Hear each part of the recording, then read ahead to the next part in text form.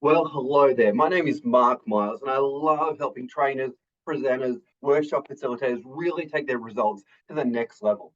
And in today's video, I want to talk to you about the classroom discussion. The classroom discussion, or the workshop discussion, so to speak, and why potentially it's a bad idea, or potentially why it's not necessarily the most efficient and effective way to generate new ideas or to kill time or to get ideas out there, so to speak. Now, if you've been around training in any way, shape, or form, running workshops, or even teaching in high schools or teaching in the corporate environment, there is often a moment or a segment where people go to what's called the classroom discussion. Now, we need to appreciate that this is done with all good intentions. It's done with the idea of everybody share, everybody get their ideas out there, and everybody have an opportunity to be heard. But what we need to appreciate, though, is that unfortunately, it can often put a lot of pressure on people. Unfortunately, it can actually create a lot of tension in the room and people can actually withdraw. And what we need to appreciate is that every classroom, every workshop has its own DNA. All right. So I highly recommend that you grab a pen, get ready to write, because I want to share some ideas with you that will be able to revolutionize how you approach the classroom discussion. All right. So let's get into the DNA of any training room. So every training room is going to have what I call the DNA. So you're going to have one, the D, which is the dominator, the dominator. Okay.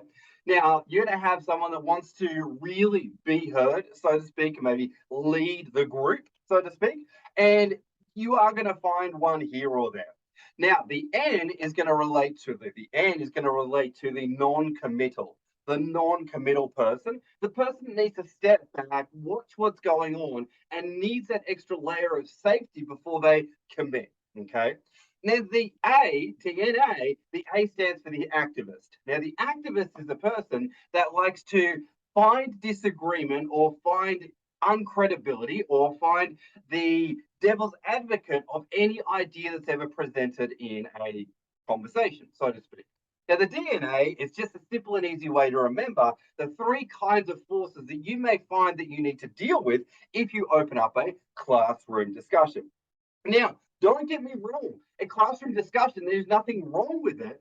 But if you don't acknowledge the potential DNA that could evolve, and also the potential tension that can arise for all members in a room when you create a classroom discussion, it can go downhill very quickly.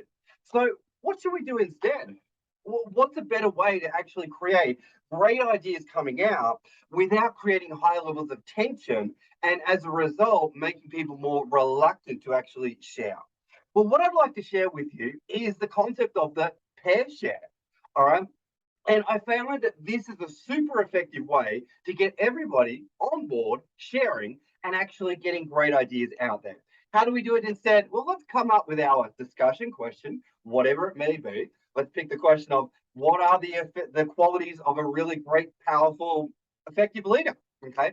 And instead of throwing that out to the entire group, well, let's actually put everyone in pairs, get them to work on that question for maybe 4 or 5 minutes, and then we bring everyone back.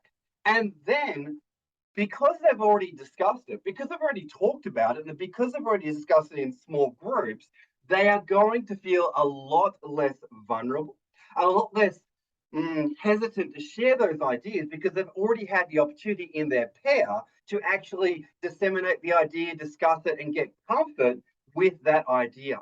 So as a result, we come back and each person from each pair or small group gets an opportunity to share. So what have we done? We've warmed up the atmosphere and we've warmed up people and we've created a level of safety along the journey. And so everybody gets to share their ideas. And then we unpack the ideas. The trainer can go a little bit deeper on the ideas. Then you can throw another question out to the group, put them in different pairs. Again, the idea is working with different people, again, builds up even more safety as they're starting to test and trial these different thoughts. And you're going to find it's going to be a lot more effective way to generate ideas discussions and lead their hearts and minds of the audience so that you can take them to the place of understanding and where you want them to get to. So I just really want to encourage you to start to think about, instead of doing a blanket classroom discussion straight up, or workshop discussion, or throwing it out the entire seminar, do it in pairs first. Do it in small groups first. Or even go one step back and go, all right, I'm now going to individually give you all 2 minutes to think about the answer to this question, and give them time to answer that question individually and then share it with a partner, and build up those building blocks of safety. And you're going to find that there's less dominators, non-committers, and potentially activists in the training room that actually evolve or show up. It's always going to happen. You're always going to have some DNA, and that's totally fine. And in other videos, we talk about how to deal with those things and those little symptoms of, I guess, of different topics that come up. But at the end of the day, those little building blocks of safety that you can create are going to lead to a lot more effective and empowering classroom discussion, so to speak. Hope you got some value from the video. And as always, like, comment, share. Let's get this message out there. And thanks so much for watching and supporting the channel. All right, bye for now.